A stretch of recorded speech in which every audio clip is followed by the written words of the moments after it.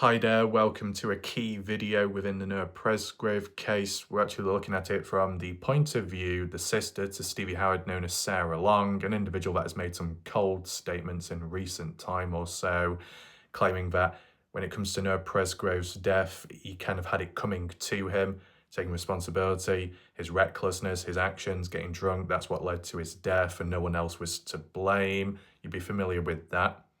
Well, besides those comments and screenshots, which has been brought up once again recently, there's a particular message which I've never seen before. So that's why I wanted to share it with you today from what Sarah Long has previously stated, analyse it and break it down. And I believe it's to do with the theme of partygoers searching for Noah.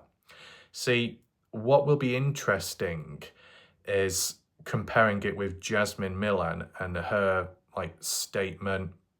I think it was November 3rd, 2023 or so, in terms of the Snapchat post where 3:41 a.m. on a Monday, September 4th, post Noah walking away. It was, well, I guess Noah's missing, didn't think much of it at the time, and then she was saying how they didn't anticipate what was going to happen next and that Noah wasn't going to return back. Well, they weren't anticipating it, then they probably wouldn't have gone searching. But then if they are claiming now or at some point, and some are saying that they did search, well then they did anticipate something bad happened, but not enough to report him officially missing to police. There might be some contradictions, I guess we'll see today. Welcome to those watching this live premiere. I believe this will be the second live premiere. If you want to catch the earlier one, which will be a standard video by now, you'll be able to find it at the top right corner of the screen where the eye symbol is. The one that I did earlier was taking a look at a very interesting, mysterious profile that came across as if they knew more to what happened with Noah's death and the reasoning behind it, but in kind of a cold, dark way. Who could possibly be behind that account? You want to hear more about it, be sure to catch up on that video. You don't want to miss out. And if you don't want to miss out on previous videos about this case, I do have a full playlist which you will find where the eye symbol icon is. Okay? For those that are currently here watching live, welcome. Make sure to use the live chat box on the right-hand side of the screen. In regards to last night, whilst I wasn't around too much because I was kind of busy and a bit sleepy, I noticed on and off there was a big amount of people present, which was good to see. Maybe, at one point, I think it was 89 people watching live. I don't know what the highest number was last night. If anyone did see it, drop a comment down below. I'm kind of interested. In terms of the most people watching a live premiere of mine, the record to beat is 156 or 158. In terms of live streams, it's probably around 56, 58 people. So it's not too bad. We'll just see what happens with time. I do understand when it comes to the harder hitting, important stuff, more people will tune in, and that's good to know. So people, listen, focus, and pick up on the stuff. Hopefully that message was delivered well last night, and we go from there. I know Melanie mentioned about maybe reconstructing a timeline and looking at the hard evidence aspects and the original stuff. Yeah, it makes complete sense. I don't know if it's something someone can do single-handedly, but if with time it could be collected bit by bit, that could help. And I'm just thinking about doing a separate video as well. Like when people have quoted it since, where I mentioned, if something is so simple and not too significant, then there should be answers that come quick and with ease. But that's not been the case. It's been made harder, more awkward and difficult, meaning maybe there is more going on than meets the eye. I was just thinking of doing another review about the case and the evidence as well. Maybe I'll do that separately, like a smaller video. So be on the lookout for it. There are still some ideas along the way. If you do want to drop a comment down below after watching this video, feel free and I'll try and respond back. Have you got any comments, questions, whether you agree or disagree. They'll be appreciated. It does help spread awareness and start new discussions. In terms of the order of how we're going to do things today, basically, we're going to take a look at the Facebook post first of all. Got a screenshot of it, what Sarah Long has had to say. It might shock some people. It may make others think. And then we'll take a look from the perspective of those on Facebook in the discussion page, because honestly, I've not really done that for a bit now. So there's no harm in catching up once again just to see what's happening. And then we'll see where things are at and if there needs to be a conclusion. Without further ado, let's begin. Here we are. This is by Sarah Long in response to a person called June. Hopefully it's clear enough. There is a key part where it's highlighted in yellow, but nevertheless, we're going to read the whole thing out anyway. I'll zoom in just to make it a bit easier for viewing. And maybe I analyse as we go through it bit by bit. I think that probably helps, in my opinion. Sarah says, I think the kids said they realised he hadn't come back, Noah, at 3:30. So that's when the kids thought they would go looking for him. I think they looked 30 minutes or an hour and then came back. Wow, that's a great start already, because it kind of turns everything upside down once again. But it's not something you're supposed to put all your trust into, because the person that's talking about this, Sarah, she wasn't there herself. So whatever she's talking about is second-hand, third-party information, so best be skeptical. The fact that Sarah starts it off with, I think the kid said this, clearly shows a lack of confidence, uncertainty, not for sure. So it may not be true. It's not a complete fact. So that's another shaky territory to be talking about. Noah hadn't come back by 3:30. Okay then. So at what time did Noah supposedly walk away from the house then? And how long was he away from? Now, what Sarah is suggesting here, does it link onto what Caden was referring to in his private hacked interview with police, where Caden said at some point he was told by Jasmine Millan that Noah walked away from the party house between 2 a.m. to 3 in the morning. In terms of the 3:30 timestamp, which has remained quite consistent on my channel and the map analysis, all of that, that's what I heard in the past. That's what Jack mentioned at some point. And I know people could say, well, why do you believe in it, or why are you sticking with it? Because whilst, yes, you do look and hope for consistency, the other measure is, does it ever change, or is it somewhat set in stone? And for most part of this case, and whilst I've been around, it's remained 3:30 when Noah walked away. And then 11 minutes later, Jasmine Millan doing a Snapchat post. Well, he's missing. Missing as in, well, we looked for him around 3:30 or in between 3:30 to 3:41. 11 minutes of searching. That wouldn't be much effort, would it? And then we'll do a post, or she would. Guess Noah's missing. Depends how you look at it, doesn't it? I mean, the timing of when Noah walks off to the timing of when the Snapchat post is taken, what is the norm? This is where it gets very interesting, depending how you look at it, and it could be considered kind of deep. Now, hopefully I don't get too distracted. It is snowing right now. It's starting to. I can see it in front of me. And no, it's not dandruff from my hair. It's literally snowing outside. The weather has been switching and changing up and down. It's gone crazy just recently. I wonder why. But that aside, it's important to understand the norms of what takes place at these parties and what's been agreed upon by Jasmine Millan, Sarah Long, and even Caden Pressey individually. It's normal for Noah to walk off, especially when he's drunk at a party, but he normally returns back. So that's the norm. Oh, he's walked off. No big deal. He'll return back. But in this case, he didn't. So because he didn't return back, is that what triggered a supposed search? Because there must have been a room for concern in order to start looking about.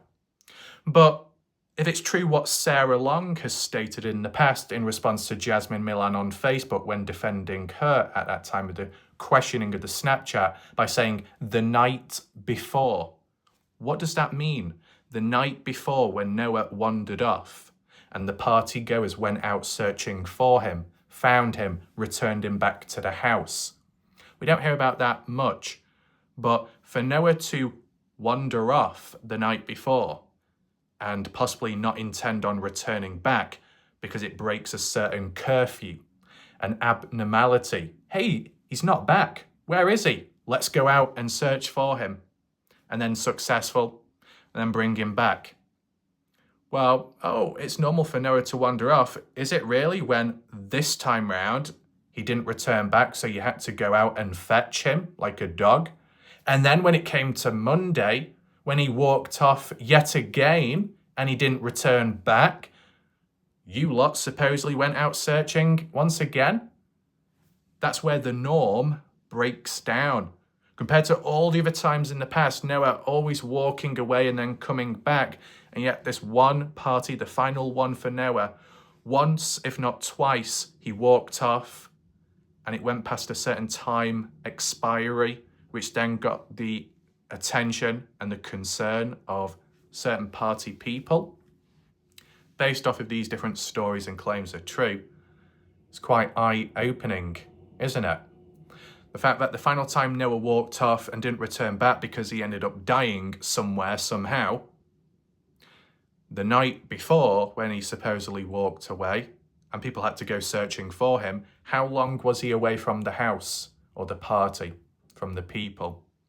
Where was he? What was he doing? There was no answer to that. It would have been good to know. Because the next time round he walked off, the final time, did he go in the same direction, the same spot, the place? And that's where something bad may have happened. And in terms of the timing of this Snapchat post where Jasmine Millan says, well, Noah is missing, would you be making a post like that after a search has been conducted and no results have yielded success? Well, in terms of an official report like what Search and Rescue would do, to be out there searching, doing what they can, and if unsuccessful, they may give a press conference or a brief update once returning back to where they need to be, their station, their home, post online, social media, a formally written one, or some kind of makeshift interview, but done in a formal way. Giving an update for today's search, no success was yielded. We still haven't found the traces of Noah, so it must go on the next day. It was nothing like that with Jasmine Millan. It's just very casual. Okay. So I can understand Jasmine Millan defending herself and maybe some others by saying, yeah, Noah has walked off before. It's very normal to happen. We weren't expecting this to be the final time. But, you know, if it happened the night before and there was enough concern for you to go looking for him, then surely you would have anticipated it just a little bit the following day, Monday morning. If Noah did walk off and it got past a certain time frame, you'd be thinking, ooh, well, it's already happened previously, so it could be happening again. Unless they were thinking, well, to be honest, when it happened the night before, yeah, he was gone longer, but we did find him and he was okay. So we'll just assume or presume that he's over there or over here and he's just taking a bit longer this time round, recreating a new norm in the moment. But my main question would be, is it the norm to be making a Snapchat post announcing, well, Noah's missing in such a casual way? Does that normally happen at every party? When Noah walks off, you make a Snapchat online and say, well, Noah's missing, and smile? Or was this like a one-off? The location of that post was interesting too, with it being on the front porchway, right? On the front. So even though she may have not been present taking the photo at the time of when Noah walked away because of a 10, 11-minute time difference, the fact that she was on the front, the entrance way of where you would come and go from down the dirt road heading east towards the highway, was anything seen, any shadows? Some people were saying how it's so dark out there, you wouldn't be able to see much as you fade off into darkness. And yet it was Caden Pressey in one of the interviews at least that suggested, well, Jack Newton has an AR-15 rifle with a thermal scope. A thermal scope could well be used when it's dark to detect heat levels and objects that stand out. I think a thermal one is where it's very grainy and really white or greyish, and then where there might be an animal or a human, it will glow in like white and you'll see the outline. Why couldn't that have been used in the distance to look ahead and see what's about? Or if you had night vision goggles, and I know people could say, who's going to be having all that equipment with them at a bloody party? Next question is, who's going to be having a bloody party with rifles and guns all about? Well, this one. And it just so happens that one of the guns has a thermal scope. Why couldn't that scope have been used to look in the dark? Who knows what you could have found? If they were quite okay with using them, aiming down the sights when shooting animals, then why couldn't they use it when looking about for now? Oh, health and safety. We don't want to be looking for a thermal scope whilst holding a rifle. It's very unsafe. We didn't stop people drunk and under the influence of alcohol carrying guns and taking them down to the house in the first place. They were quite okay with that. We should be quite okay with parading about with guns whilst making use of the scopes. And once again, scopes tend to be detachable. So you could take it off or unscrew it and then use it that way. But nope, no initiative. That's interesting. So yeah, the main question I have is, from past parties of when Noah walked away, was it normal to create Snapchat posts announcing that he's missing and continue on with your day, your night, and then eventually Noah would return back? Just this time round, that didn't happen. It does make me think, just to a slight extent, because of the language and wording, and it pisses me off, but at the same time I can understand the way people reference it, but still, retrospectively, you shouldn't be wording it a certain way. You got Sunday night, you got Monday morning. People still refer to Monday morning as Sunday night, or just night time. It's clearly not the case, is it? Being realistic. And I know people, witnesses who are telling the story at the time or close to, may refer to nighttime, Monday morning, even though it's not exactly correct. That's just how they refer to it, because when they did go to sleep, they were treating it as Sunday night. I understand, but this is 1 year on now, and I would say 1 year on, and especially to the people in the community who weren't even at the party, just general public, I think everyone should be specifically wording the days and dates correctly and appropriately, because we're getting a massive backlog of shit, okay? And it's just gonna get so confusing. Oh, did it happen past midnight? Past midnight of what? Oh, did it happen morning? Morning of what day? Oh, it happened at night time. Oh, the night before? No, Monday. The fuck are you on about? It'd be just so much easier if we said, oh yeah, such and such events occurred on a Friday morning, afternoon, evening. Certain events occurred on the Saturday morning, afternoon, or evening, or later on at night. Sunday, Sunday night, Monday, early hours of the morning. Why can't people word it like that? I don't know why I'm praying almost just then. It would be so much easier. And what I'm getting at right now is when you get the crossover of confusion, the crossover of where it comes across as if there are multiple events, separate ones, duplicates, but in the end, it could well be the same exact thing. It's just how it's worded. Worded differently between two different people who are talking about the same exact thing, but from an outsider's perspective, it may sound like two separate events. That's a mess. like the side-by-side accident or incident, depends how you want to refer to it. It comes across more as an accident because damage was done, not an incident, right? People say, well, the side-by-side accident occurred Sunday night. And others say a side-by-side accident occurred early hours of Monday morning, if not beyond 3 a.m. Depending how people word that, it comes across as if, to some people at least, and you might see it in the comment section later, where it sounds like there were multiple side-by-side rollovers. But in actual fact, possibly, there are multiple people talking about one exact event, just worded at different times.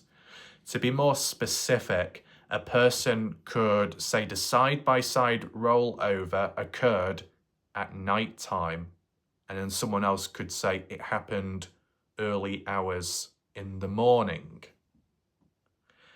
Both individuals are talking about the same exact date, September 4th, Monday, Labor Day.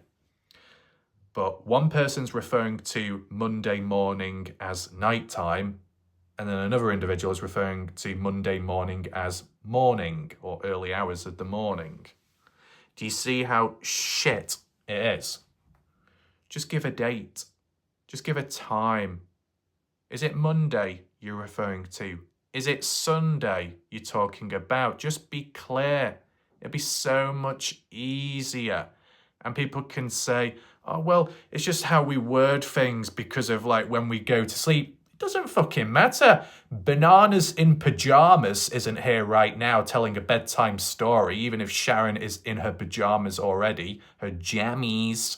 No. It's not bedtime story for people right now. If you weren't at the party and you weren't sleeping and you're not in the moment, there's no point referring to as nighttime as morning when you go to sleep. No. We're looking back retrospectively right now, aren't we? 1 year on. So did an event occur Sunday? And if so, when on Sunday? Do you have a time? Yes or no? If not, can you guesstimate at some point when it occurred? Monday morning, Sunday night. We start crossing it over, it just gets so bloody messy. Unless it's like 0000, well, that's still Monday morning. You were talking about AM, going into the new day. If it was like 23:59 Sunday night, I can understand the slight crossover with going into 000 of Monday morning by a 1 minute time difference. But a lot of confusion from this case isn't just, switching and changing of stories from those within. That doesn't help at all. But it's also the people that distribute and make references and refer back to points and events. Everybody has their own ways of talking about it and their own language and wording. But there can be a massive breakdown in communication and a language barrier. I myself try to be as specific as possible, right? So if more people could do that, I think it'd be a lot easier to understand this case and when events may have happened.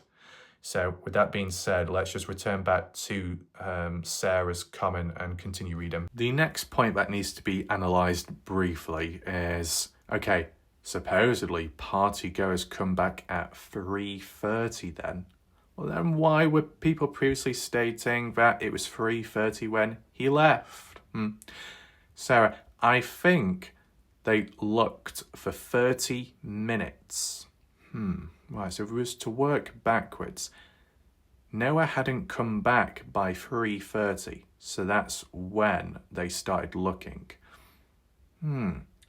So if it took like 30 minutes, 30 minutes or up to an hour, okay, so it's not even accurate enough, that's great. And then they came back. I can't remember which girl said they looked until 4:30 in the morning for him and then went back home. Well, that's interesting. We've gone past the 4 a.m. timestamp 4 a.m. was the next prominent time after the Snapchat timestamp. And why? It's the time of when Noah supposedly passed away, died for good, final breath. And it was Jack Newton that stated that timestamp when having a conversation and asking questions from Justin Roy, all documented in the past. Very odd and unusual. And here it's been worded by Sarah that 30 minutes after Noah supposedly passed away, it's when a girl said they stopped, looked until 4:30. So everything before that, searching about for quite some time. Who could that girl possibly be? Carter Combs? Maybe not. Jasmine Millan? More likely, in my opinion at least. We've got to take in mind, though, the timing of when calls were made to Renee Millan. But I think that was 5 a.m. onwards. It would have to be. Right, what else do we have here? Looked until 4:30 for him, then went back home. Went back home. To where? Which home? The party house? If it's the party house, then one of the girls would have to either be Carter, Avery, or Logan Jernigan, because those 3 girls lived at the party house at the time. Jasmine Millan didn't. And anyone else. That is that to take in mind. So it'd be interesting to see the actual reference to home. Home as in where you live, or home as in the house at the party, where you may not live, but you still call it home because you're familiar with it. Anyway, goes on to say, after going back home, because one of the boys said, in quotes, when the sun comes up, he'll get hot and come back. They just thought he was passed out somewhere. Huh, passed out. Well, maybe not so much passed out, but passed away at 4 a.m, from what Jack has said. And it says here, out somewhere like Noah normally did when he would get mad and leave. He'd pass out in the back of somebody's truck, or once before passed out in a ditch when they found him.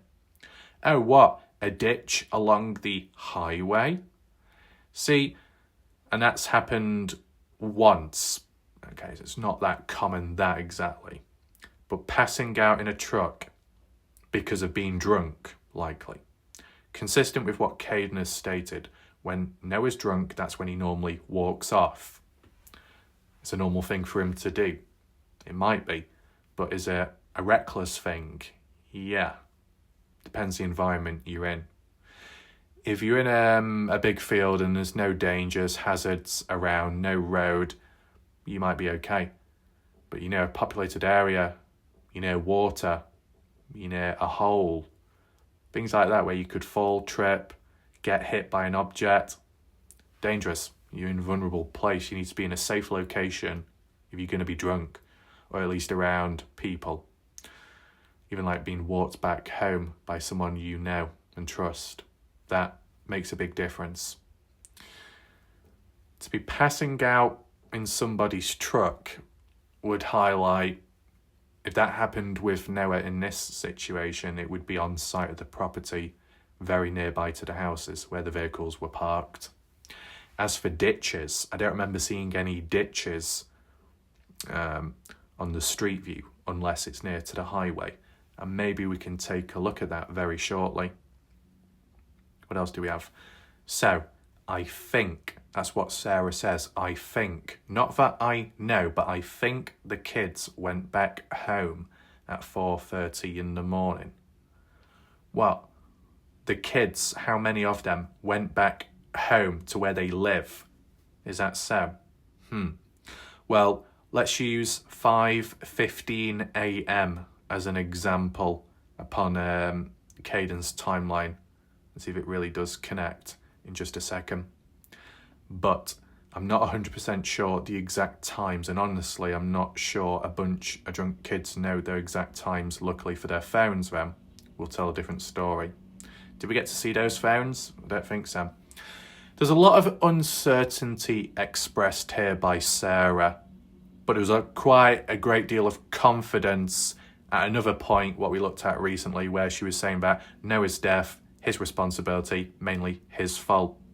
But in regards to this, the walking away before the death, oh, well, we don't know the timings exactly. From what I think or what I can remember roughly, it could be this, it could be that. Okay, it could be considered not that helpful, but this level of uncertainty and honesty goes a longer way than someone stating it as a fact or being confident and then they end up lying. That will cause more damage than this. So people switching and changing in personality as well. Wow, things getting a little bit crazy.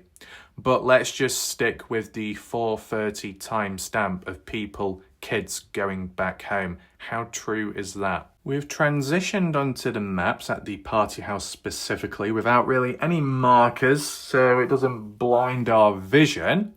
We are going to do street view in just a second, get as close as we can, referring to the ditches where Noah would normally be found, but as in what location of the party taking place is unknown.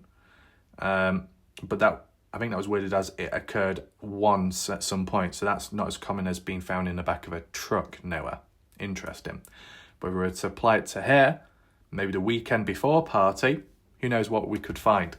So, in terms of the timing, 4:30, 30 minutes after when Noah passed away, supposedly, at the highway, I'm guessing.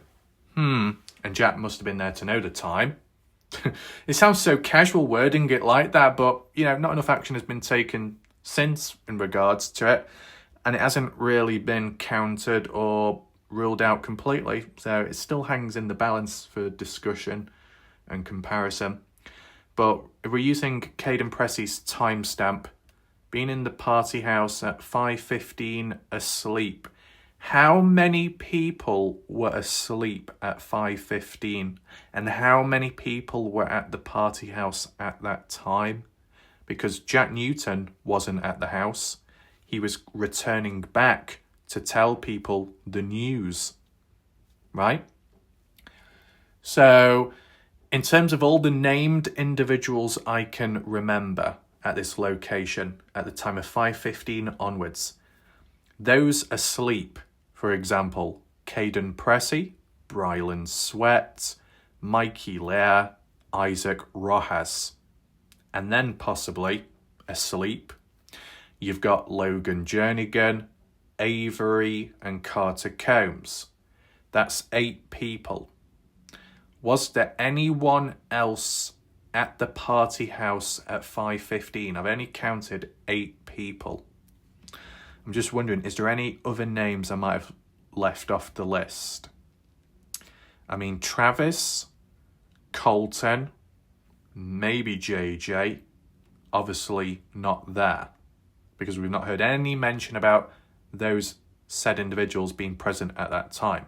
They were long gone, or were never there. Depends how you look at it, of course.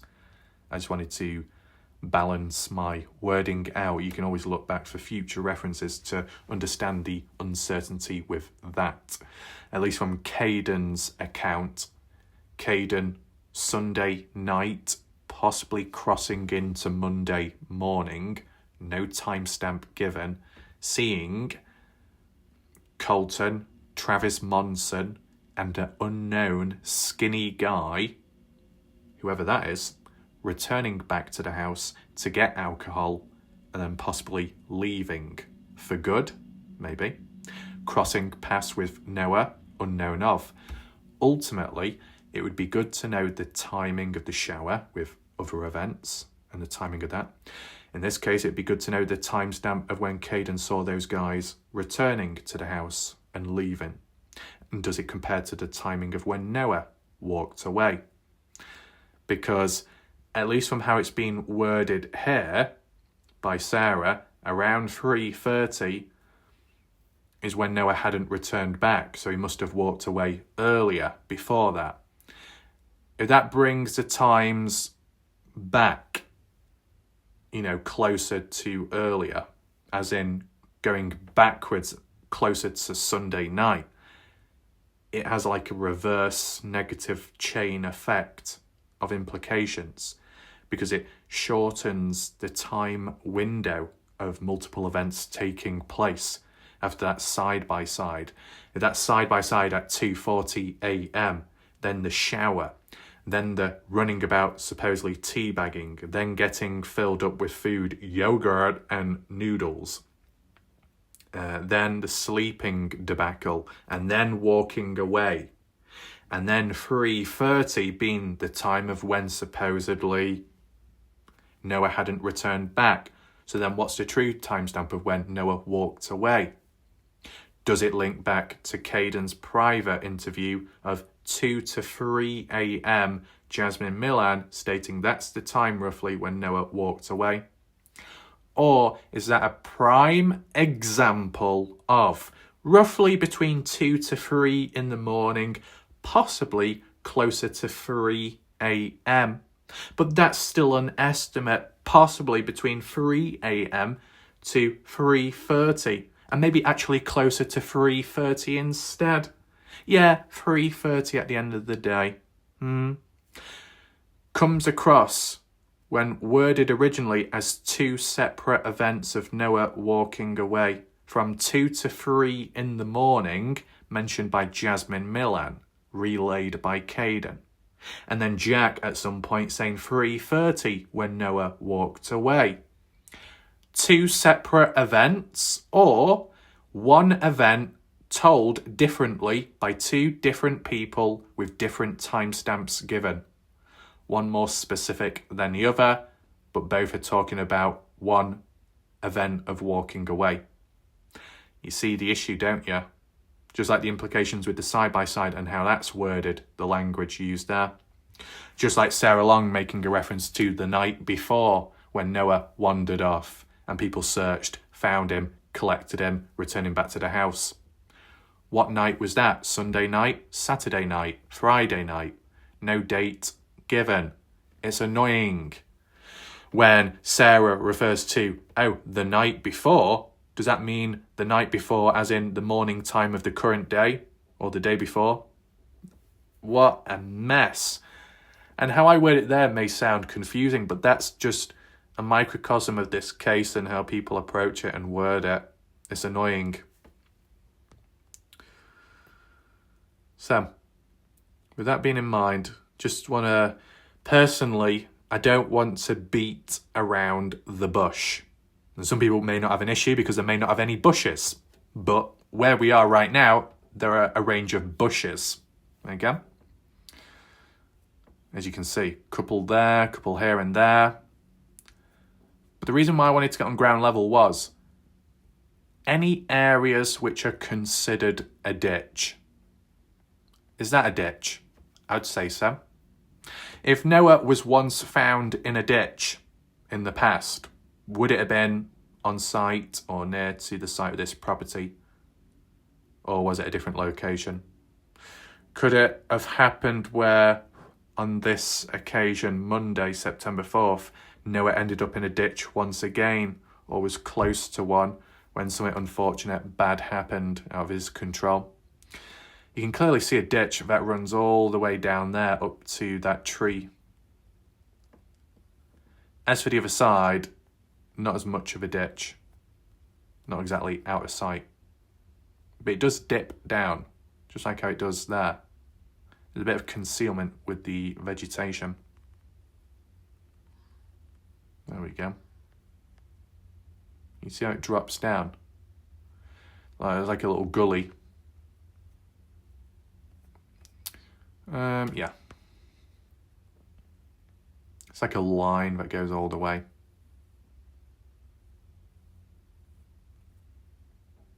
So could Noah have been in one of these ditches?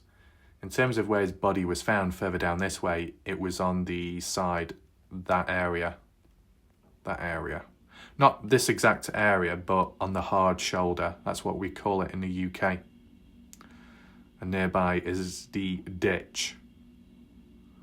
But that's the thing. Would Noah be found in a ditch, or has been in the past, passed out, alive, just drunk, on site of a property, of a party house, here or elsewhere? or on a public main road or close to a highway? What are the implications there? Does anyone think that, Noah was walking away, fell into a ditch, passed out, someone came across him and took advantage, and there was a level of physicality?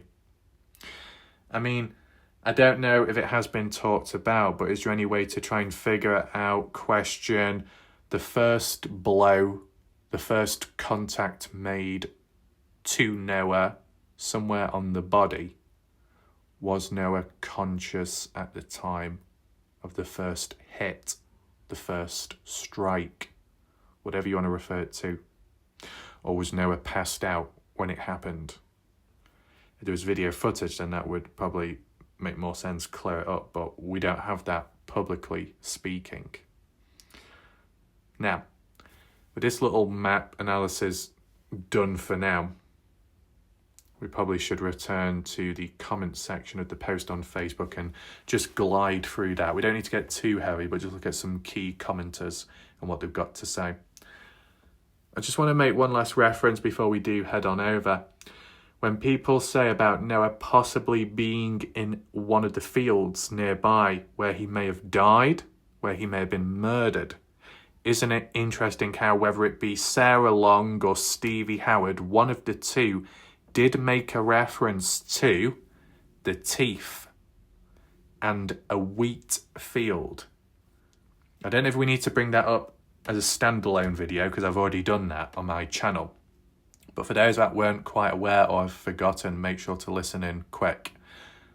When it came to the teeth or a tooth found near to Noah's body along the highway, it was possibly Sarah Long or another adult connected to one of the individuals of the partygoers or partygoers' parents that stated, it's as if it's not going to happen, but it's like as if you had partygoers picking up teeth in a wheat field.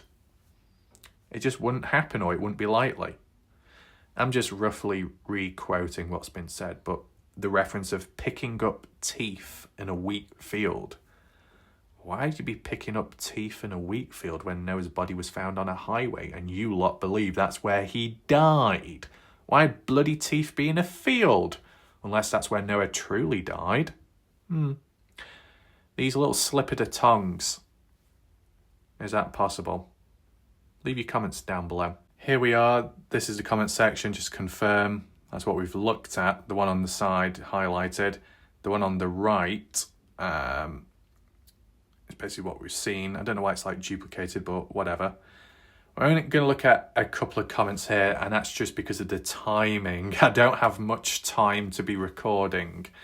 Chaz, so they went looking for him for about 30 minutes to an hour and never found him.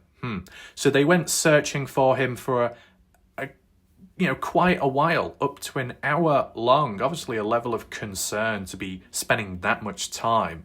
And obviously when not being able to find him, they were like, oh well, we'll just go back home. No attempt made to report him as a missing person. A little bit odd. Chaz says, seems a bit fishy, to an extent maybe.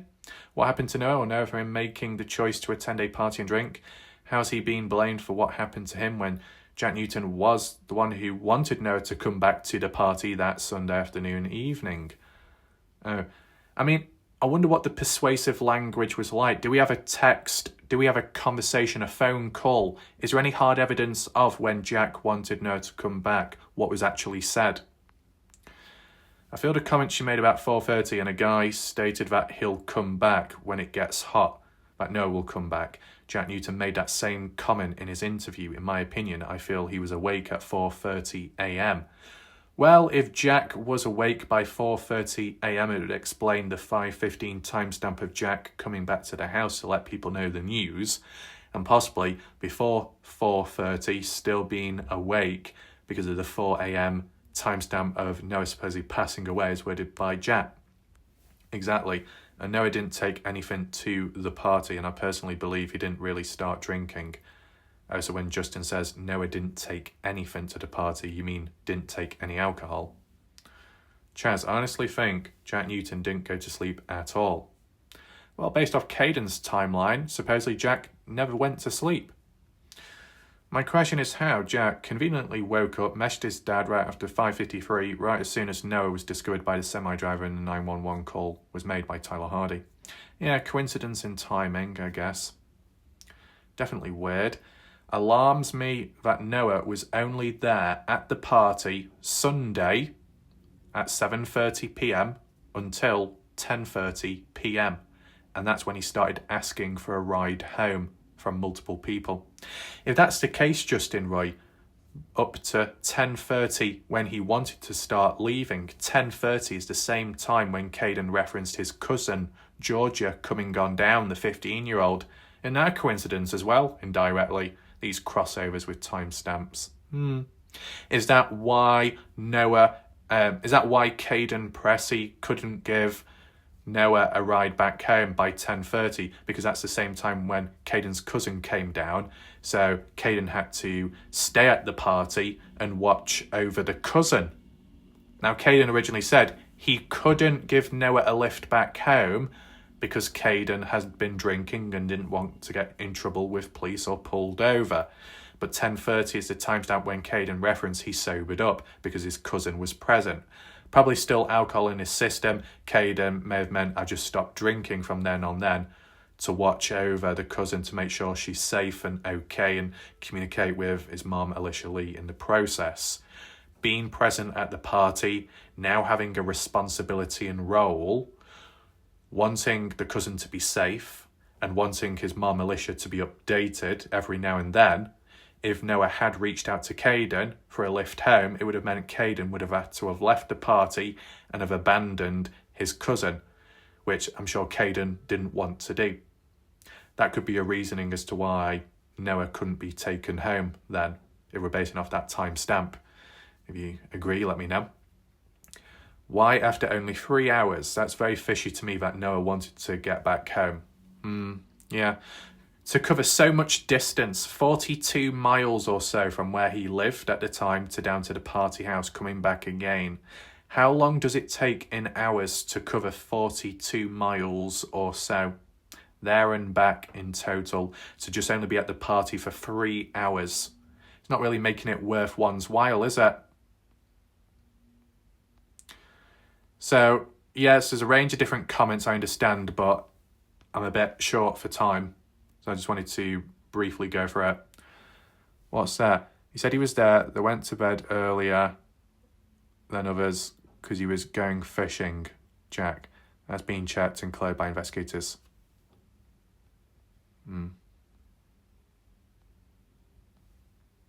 What's that one? Called his dad, Caleb. Even taken a lie detector test. Passed, even though it was regarded as inconclusive by others. His phone, it was cleared. Not sure where you'd get he's given several different stories. I think maybe you're confusing hearing several different rumours, because unless Jack has told you personally out of his mouth several different stories, there isn't much foundation to a claim saying he changed that. Right. What's this one? Just remember, he shouldn't be running his mouth. Right.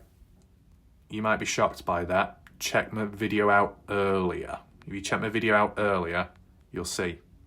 There's another one.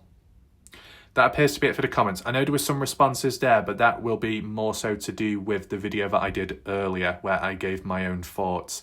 As I said, you want to catch that up, make sure to click the I symbol top right corner. All in all, what I want to know is from you, is when it comes to these supposedly questionable individuals, other times where the stories may switch and change, and then elsewhere it could be very cold, direct, and with confidence.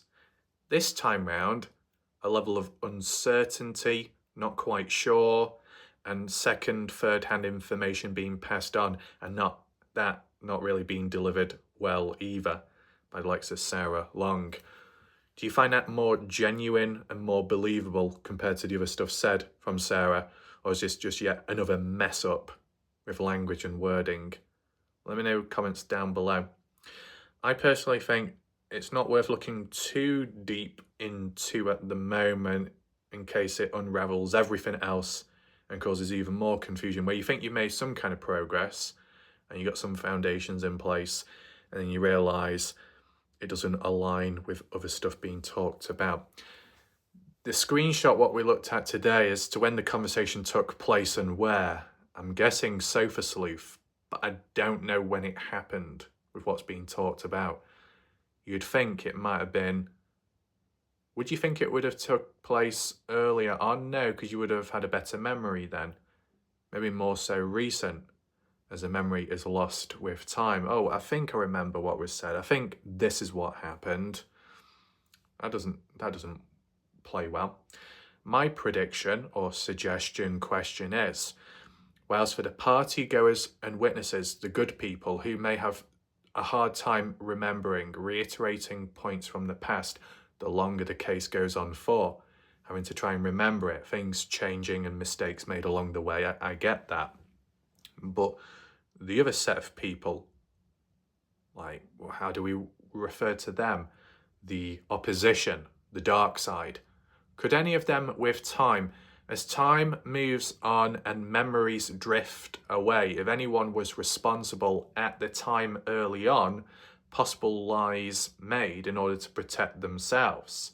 But will it have the opposite effects, as in like with the genuine people trying to remember and then with time they forget and they change it? Not as a lie, but as a mistake. For those that lied at the start, and as time goes on, memory recollections, are they going to forget those lies? And that's when it changes and when things are unwinded and opened up and a slip of the tongue along the way. Do you think that could ever happen? There's some people in comments, maybe discussions online, saying maybe the day will come when one of the partygoers is in a bar, drunk, breaks down, slips the truth out the mouth, and it's all unraveled there. I don't know if that will honestly happen. If people can hold it together for so long, maybe it gets a bit easier with time, unless something like a documentary, a hard-hitting one, told by the right people, with the right narrative in a natural way, touched a nerve with somebody and it had a psychological effect on a person that could be responsible or involved based off that theory. But I don't want to branch off too much there because this video was a bit more focused. Hopefully you did find it interesting enough. At this time of recording, my first premiere is airing right now, so that's kind of funny. But I should be able to get this out in time, same time as usual, and maybe the odd other person who couldn't make the earlier one, you might be able to catch this. Either way, these videos will remain up on my channel, so you're not going to miss out, really. With that being said, make sure to hit the like button, that'll be appreciated. And if you want to share the video about so more people get to see it, that's all good. And make sure to drop a comment down below. My name is Warlike Raf. I'll see you next time, whenever that is. Goodbye for now.